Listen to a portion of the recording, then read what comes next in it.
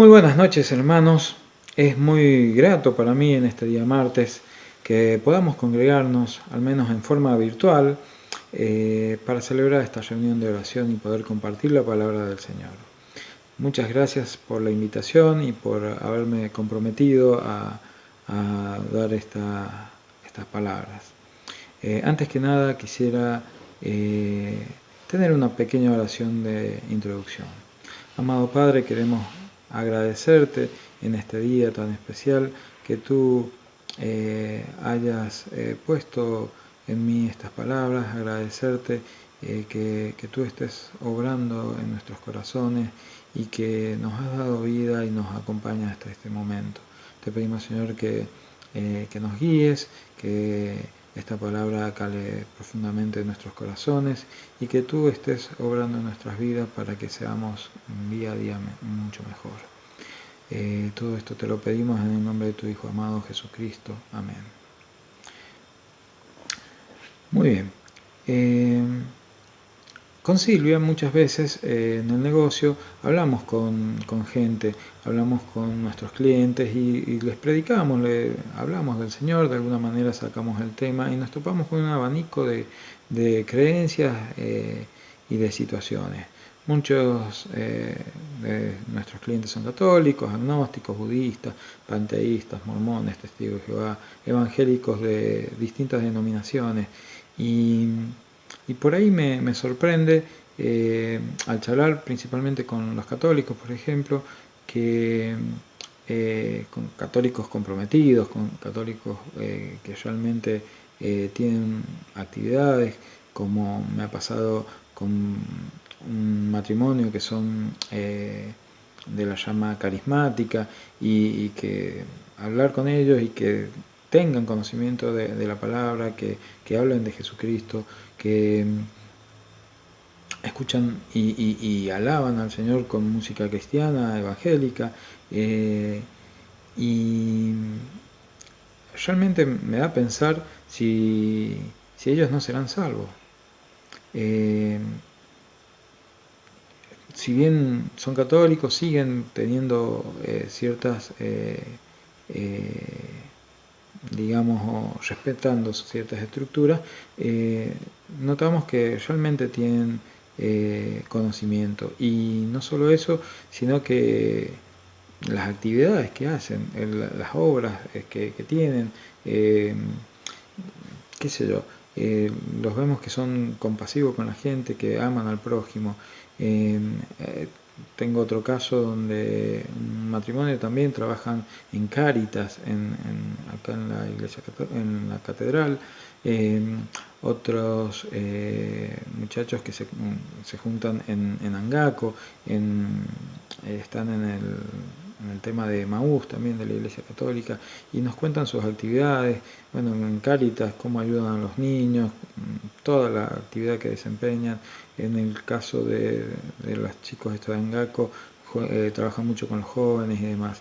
Esto nos lleva a algunas preguntas que me hago personalmente, que si ellos serán salvos, y por otro lado, si mi fe no será muerta, ¿no? Porque yo sí creo estar en lo correcto, tenemos la palabra más segura, que es la Biblia, pero muchas veces mis acciones no corresponden con lo que predico ser, ¿no?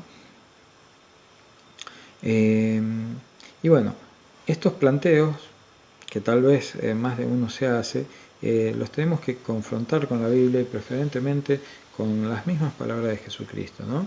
Entonces, yo quiero irlos llevando por ese lado y para eso esta noche vamos a leer el libro de Juan. En el capítulo 4 vamos a leer una historia muy conocida que es la historia de la samaritana, Jesús y la samaritana, ¿no? Que vamos a comenzar a leer desde el versículo 3. Yo lo voy a hacer desde la Nueva Traducción Viviente. Ustedes síganos en seguramente la Reina Valera, que es lo que habitualmente leemos, y por ahí vamos a ir comparando entre uno y otro. Y dice así: Así que se fue de Judea y volvió a Galilea. En el camino tenía que pasar por Samaria. A mí me gusta más la otra versión que dice, y le era necesario pasar por Samaria. Porque Jesús en realidad tenía un objetivo, entonces necesitaba hacerlo.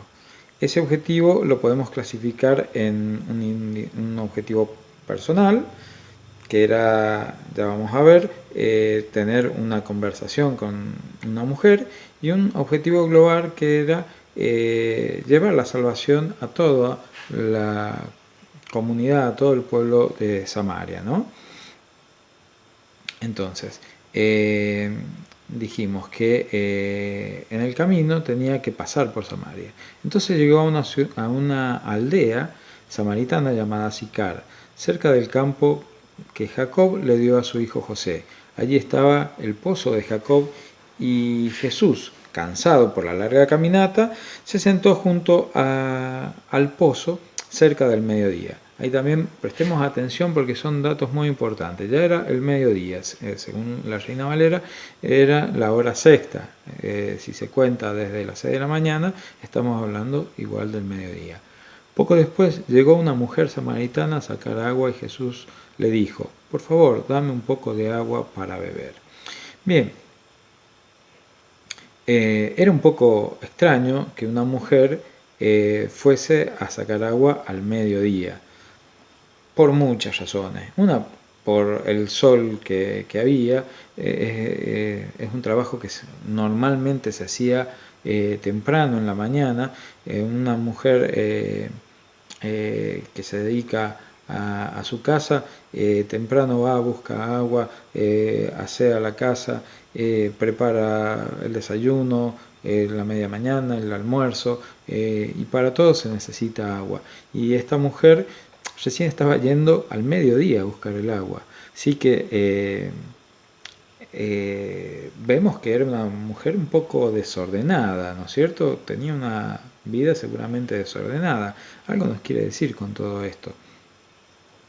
Si, y yo ahora les pregunto, si nosotros tuviésemos que darnos a conocer, ¿sí?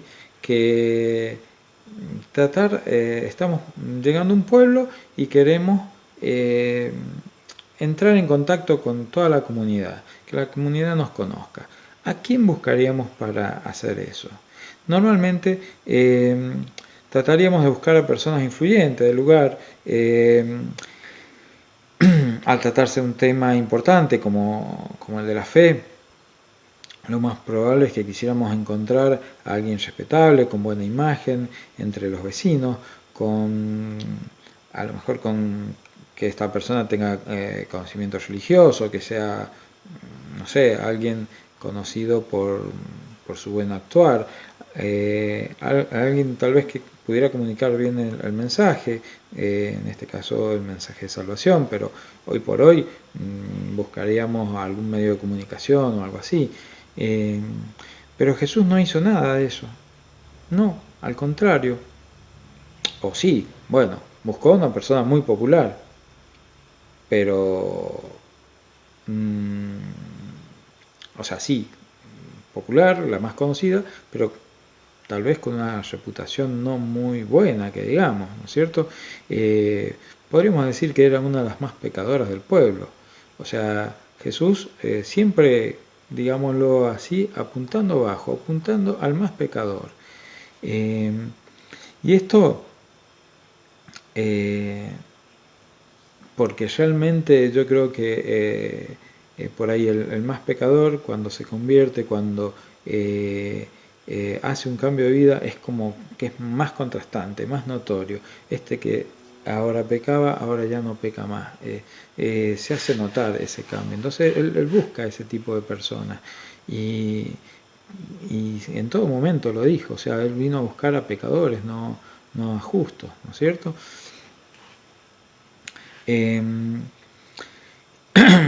Y bueno, ella a lo mejor iba al pozo a esa hora porque no quería juntarse con las mujeres del pueblo, ¿no es cierto? Porque era despreciada por ellas, y con justa razón. Probablemente sus maridos tendrían amorío con ellas, entonces era poco querida tal vez entre las mujeres, o tal vez por su actividad nocturna, por su vida desordenada, hacía que se levantara de dormir tarde y recién al mediodía fuese a recoger agua para hacer las necesidades de la casa, ¿no? Bueno, continuemos con la lectura. En el 7 dice, poco después llegó una mujer samaritana a sacar agua y Jesús le dijo, por favor, dame un poco de agua para beber. Él estaba solo en ese momento porque sus discípulos habían ido a la aldea a comprar algo para comer. La mujer se sorprendió mucho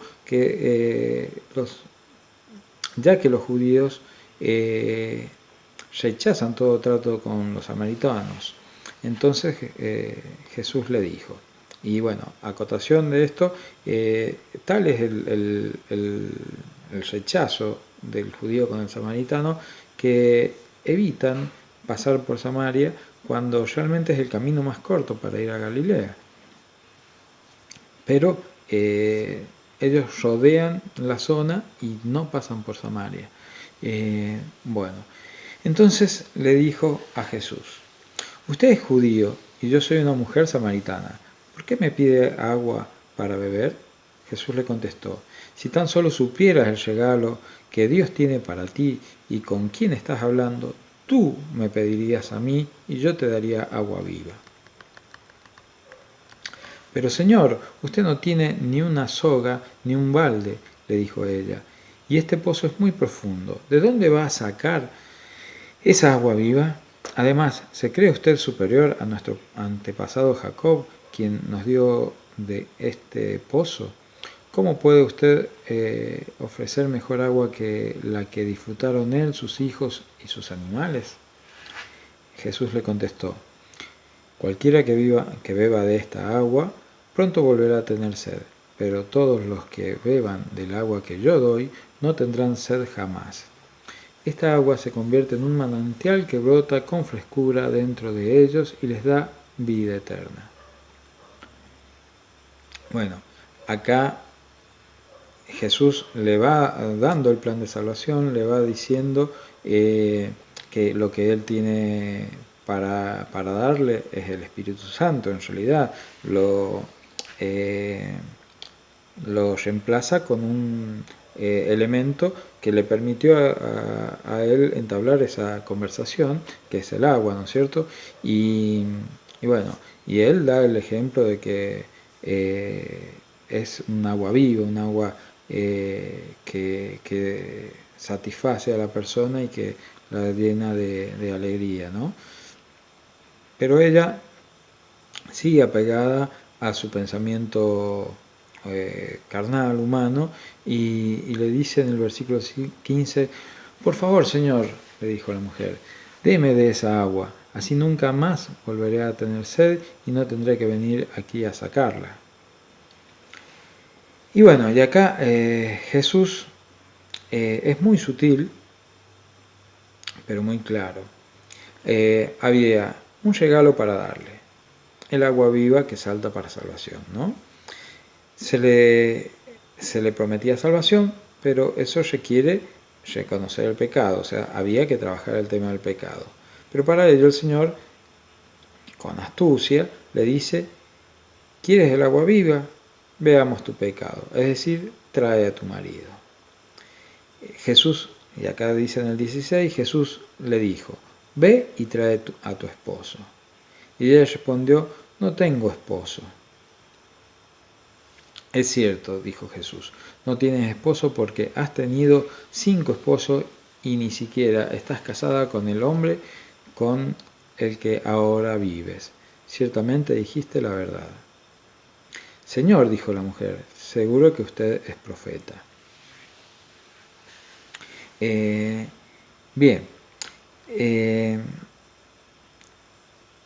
Ella, al reconocer que no tiene marido, Jesús le muestra el poder que tenía. Entonces ella lo reconoce como un profeta. Él lo sabe todo, por supuesto, por eso se acerca a ella y le muestra el pecado. O sea, está bien, yo te estoy ofreciendo la salvación, pero tenemos que tratar el tema del pecado. Entonces, ahí Jesús le dice, bueno, ve y trae a tu marido. Ella, bueno, evidentemente dice, no tengo marido. Y había dicho la verdad porque 5 maridos había tenido y el que ahora tenía no era su marido. Pero ella insiste en algo más, en indagar a ver si realmente este hombre con el que estaba hablando tenía poder. Y dice, Señor, dijo la mujer en el 19, seguro que usted es profeta.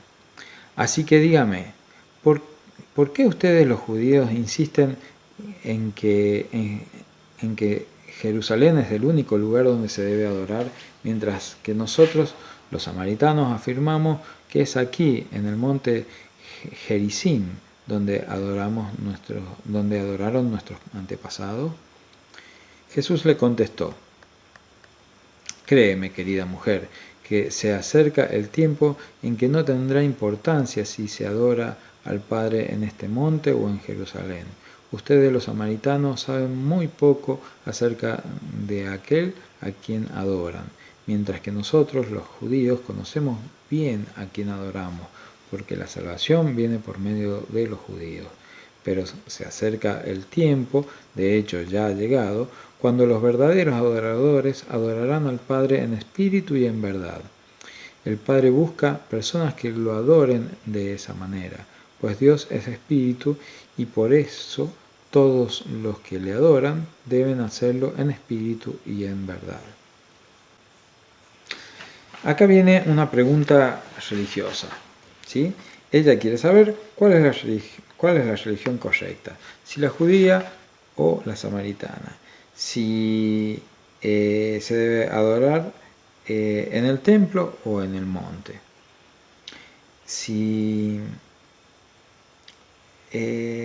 Bueno, es la típica cuestión, ¿quién tiene la verdad? ¿Quién adora correctamente? ¿Los católicos o los evangélicos? ¿Los carismáticos o los fundamentalistas? ¿Los calvinistas o los arminianistas? Etcétera, etcétera, etcétera. ¿Sí? Es la típica división, ¿no? Pero Jesús nos aclara que la adoración no es en templos, en lugares, con formas, tradiciones, dogmas, religiones. Él dice que es en espíritu y en verdad. ¿Qué significa eso? Dios es espíritu y los que le adoran en espíritu y en verdad es necesario que le adoren. Jesús dijo, yo soy la verdad. Es decir, que debemos creer en Él y tener su espíritu. Es la única forma que podemos adorar y Dios está esperando que así le adoremos, ¿sí? En espíritu y en verdad, teniendo al Hijo y teniendo al Espíritu Santo. Esa es la manera que debemos adorar. Entonces, la salvación, la adoración, no pasa por las formas, por las religiones, por dónde, sino pasa por a quién tenemos en nuestro corazón. Esa es la verdadera adoración. Santiago dice, la verdadera religión es visitar a las viudas y a los huérfanos, es decir, amando al prójimo. Y eso se demuestra ayudando al necesitado. O sea, debemos amar al prójimo. Esa es la verdadera religión. Y la verdadera adoración es teniendo a Cristo en nuestro corazón. Creo que muchas veces nos pasa que queremos tener la verdad y solo leemos la Biblia. Y leer la Biblia está bien, por supuesto, pero la verdad está en Cristo y la religión está en vivir a Cristo. Repito esto, la religión está en vivir a Cristo. Veo que en unas congregaciones hay personas con mucho conocimiento intelectual, pero poca vida espiritual. Me ha pasado muchas veces. Pero en otras congregaciones veo con mucha adoración y experiencias espirituales y poco conocimiento bíblico. Yo les diría, hermanos, que tenemos que buscar el punto medio, el punto donde podamos tener un buen alimento espiritual y también tener una buena adoración, o sea, tener un espíritu vivo, un conocimiento pero puesto en práctica. Eso sería lo importante. Seguimos leyendo a partir del 25. La mujer dijo: sé que el Mesías está por venir, el que llaman el Cristo. Cuando Él venga nos explicará todas las cosas. Entonces Jesús le dijo: yo soy el Mesías. Justo en ese momento volvieron sus discípulos, se sorprendieron al ver a Jesús que hablaba con una mujer. Pero ninguno se atrevió a preguntar: ¿qué quieres de ella? O ¿por qué le hablas? La mujer dejó el cántaro junto al pozo y volvió corriendo a la aldea mientras les decía a todos: vengan a ver a un hombre que me dijo todo lo que he hecho en mi vida. ¿No será este el Mesías? Así que la gente salió de la aldea para verlo. Nos detengamos un minutito acá. Jesús le declara abiertamente que es el Cristo. Y en ese momento la samaritana se convierte en... Acá me sorprendió una vuelta, una predicación donde el predicador dice: ¿quién es el primer evangelista de la Biblia? Y yo me quedé pensando y me sorprendió realmente la respuesta. La samaritana se convierte en el primer evangelista de la Biblia. Jesús le comparte la palabra y ella deja el cántaro, deja el balde, hablando en criollo, tira el balde y se va corriendo al pueblo a contarle a todas las personas lo que le había sucedido, que había conocido a un hombre que le había declarado que era el Cristo, le había hablado de la salvación y le había dicho todo lo que ella había sido. Y ella sale a divulgar que el Cristo estaba acá, y todo el pueblo salió a ver si era cierto. Eso me sorprendió muchísimo, porque muchas veces en nuestra religiosidad y a través de nuestro machismo por ahí hacemos en menos a la mujer y demás, pero Jesús no vino a establecer una nueva religión. Jesús vino para que viviésemos la verdadera religión. Entonces comparte la información con una mujer y la mujer es la que la esparce. Dice en el 29: vengan a ver a un hombre que me dijo todo lo que he hecho en mi vida. ¿No será este el Mesías? Así que la gente salió de la aldea para verlo. Mientras tanto los discípulos le insistían: Jesús, Rabí, come. Jesús les respondió: yo tengo una clase de alimento que ustedes no conocen. ¿Le habrá traído a alguien de comer mientras nosotros no estábamos? Se preguntaban los discípulos unos a otros. Entonces Jesús explicó: mi alimento consiste en hacer la voluntad de Dios, quien me envió, y en terminar su obra. Ustedes conocen el dicho: hay 4 meses entre la siembra y la cosecha. Pero hoy les digo: despierten y miren a su alrededor. Los campos están listos para la cosecha. A los segadores se les paga un buen salario y los frutos que se cosechan son personas que pasan a tener la vida eterna. Qué alegría le espera tanto al que siembra como al que cosecha.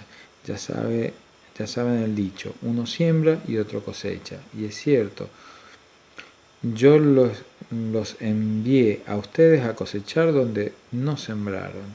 Otros ya habían hecho el trabajo y ahora a ustedes les toca levantar la cosecha. Bueno, muchas veces me he afligido por no ver resultados. He predicado, he dado testimonio, he compartido el Evangelio, pero no sé si alguien se convirtió por toda esa actividad. Pero Jesús lo aclara en este pasaje. Le dice a sus discípulos que ellos van a cegar lo que no sembraron. El proceso fue así. Jesús le da la semilla a la samaritana, le comparte su palabra y la mujer es quien la esparce, quien siembra. En realidad la verdadera evangelista fue la mujer y luego los discípulos solamente cosechan los frutos. En Efesios 4:11 Pablo aclara y dice, y él mismo constituyó a unos apóstoles, a otros profetas y a otros evangelistas y a otros pastores y maestros. Es cierto, no todos tenemos la misma actividad en el cuerpo de Cristo. Unos son los que siembran y otros son los que cosechan. Pero esto también me lleva a pensar que el evangelista es el que esparce la semilla. Y nosotros nos autodenominamos evangelistas, pero ¿realmente estamos esparciendo la semilla? ¿Realmente salimos a buscar a las samaritanas, que las hay por todos lados, para transformarlas en evangelistas? Jesús dijo, ir y hacer discípulos, que en realidad quiere decir que mientras vamos, esa es la traducción real, mientras vamos viviendo nuestra vida, hagamos discípulos para que ellos también repitan lo mismo, ¿no es cierto? Y es una cuestión válida realmente. Nosotros nos denominamos evangelistas, pero estamos haciendo nuestra tarea, estamos haciendo el trabajo que debemos hacer. ¿Somos realmente evangelistas? Y al momento en que se decreta esta cuarentena, vi un claro ataque del enemigo hacia la iglesia. Muchas de los principales contagios habían sido en iglesia. Es como que comenzó a atacar las congregaciones, ¿no? Y de hecho, hoy por hoy, si quisiéramos ya nos juntamos en cualquier bar a tomar una cerveza, no hay ningún problema. ¿Cuántos? 6, 7, 10, lo que sea, no hay ningún drama. Yo he pasado por muchos locales así de bares y demás en estos días y cero distanciamiento, sin barbijo, sin protectores, nada, ¿no es cierto? Pero en la iglesia no nos podemos reunir. En la iglesia tenemos que hacer un sorteo para ver quiénes son los que vamos a asistir. Eso me parece que sigue siendo un ataque a la congregación. En esta nueva normalidad, la iglesia debe replantearse, debe salir. Hay cambios, como lo sufrieron los integrantes de la iglesia primitiva. Jesús dijo, id y predicad el evangelio a todas las naciones, pero ellos se quedaron cómodos en el aposento alto. Tuvo que venir una persecución para que la iglesia saliese e hiciese lo que se le había mandado. Bueno, creo que por mucho tiempo hemos dejado que el avivamiento de la iglesia se produzca a través del televisor o de las grandes campañas a través de los televangelistas y nos hemos quedado cómodos en nuestros bancos sin salir a buscar a esa samaritana, ¿verdad? Realmente hemos dejado el evangelismo a ciertos pastores y demás y nosotros como cristianos y como evangelistas no estamos haciendo nuestro trabajo. Eso es lo que yo siento personalmente. Y les pido, hermanos, que esta crisis, este distanciamiento, esta soledad, este egoísmo que nos hace aferrarnos a la vida, no nos quite el foco estemos centrados en lo que tenemos que hacer. Debemos terminar la obra para que el Señor venga. Y la obra es que todo el mundo conozca el Evangelio. Cuando todo el mundo conozca el Evangelio, Él va a venir. Esa es su promesa. Y yo les animo, les imploro que salgamos todos a predicar, hoy más que nunca, de la forma que sea, a través de las redes sociales, en forma personal, como sea. Y también les recuerdo que la mejor manera de predicar el Evangelio es vivirlo todos los días. Yo sé que personalmente me equivoco 1000 veces, tengo muchísimos errores, etcétera, pero la forma de llegar a la gente realmente es a través de vivir el Evangelio, de vivir Cristo, ¿sí? Y bueno, ya como para redondear esta predicación, quería resaltar los puntos claves que vi en el pasaje. Y bueno, vemos que Jesús sale a buscar a una persona. Tiene un objetivo personal y un objetivo global. Y que no hace acepción de personas. Este es como punto número 2. O sea, no dice, no voy a pasar por Samaria porque ahí está lleno de samaritanos, todos pecadores que no saben de Dios, no conocen a quién hay que adorar, no saben dónde hacerlo ni nada, así que a ellos no, al contrario. Él va en busca de una mujer que va a ser su primer evangelista. Y va a evangelizar y va a llevar la salvación a toda Samaria. Entonces, no hace excepción de personas, no se fija si esa persona era la más pecadora, no se fija cuál es la situación, sino que va a su corazón y lleva el mensaje y esta persona lo puede esparcir. Punto 3. Me doy cuenta que el Señor busca a los pecadores, y mientras más pecadores, mejor, porque cuando se convierten pueden dar un testimonio más veraz realmente. Por ahí los que no hemos caído tan profundo en el pecado, cuando nos convertimos a lo mejor no mostramos tan contrastalmente ese cambio, ¿no? Pero Él se deleita realmente en convertir pecadores, ¿no? Punto número 4. La salvación es un don de Dios, pero para obtenerla hay que tratar primero el tema del pecado. O sea, nuestros principales pecados debemos cambiarlos, debemos trabajarlo, debemos trabajar todos los pecados. O sea, sé que no vamos a dejar de ser pecadores, pero ya el pecado no nos debe dominar. 5. El punto número 5.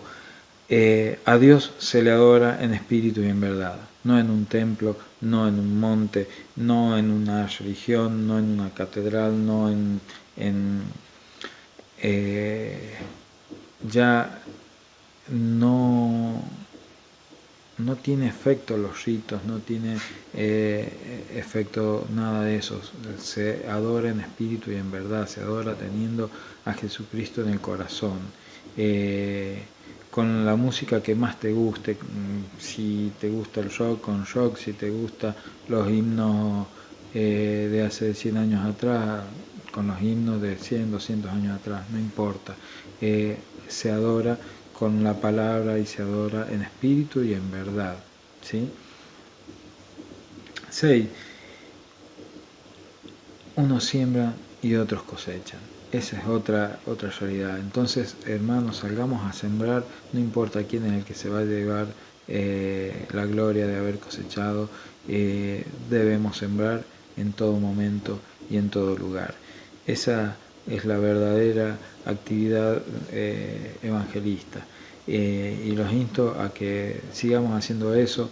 Los tiempos se acortan, el Señor está cerca y debemos terminar esta obra para que Él venga. Y bueno, esto sé que ha sido largo y es todo por hoy, pero les insto a que sigamos adelante. Realmente les deseo lo mejor para cada uno de ustedes, que estén sanos y bueno, que el Señor los colme de bendiciones y que pronto podamos volver a reunirnos. Realmente hemos aprendido a quererlos, los amamos con Silvia y estamos extrañando no estar juntos. Así que muchas gracias por todo, espero que estas palabras le hayan llegado a sus corazones y que las podamos poner en práctica. Un fuerte abrazo y muchas bendiciones a toda la congregación de la Iglesia Cristiana Evangélica del barrio Rivadavia. Buenas noches.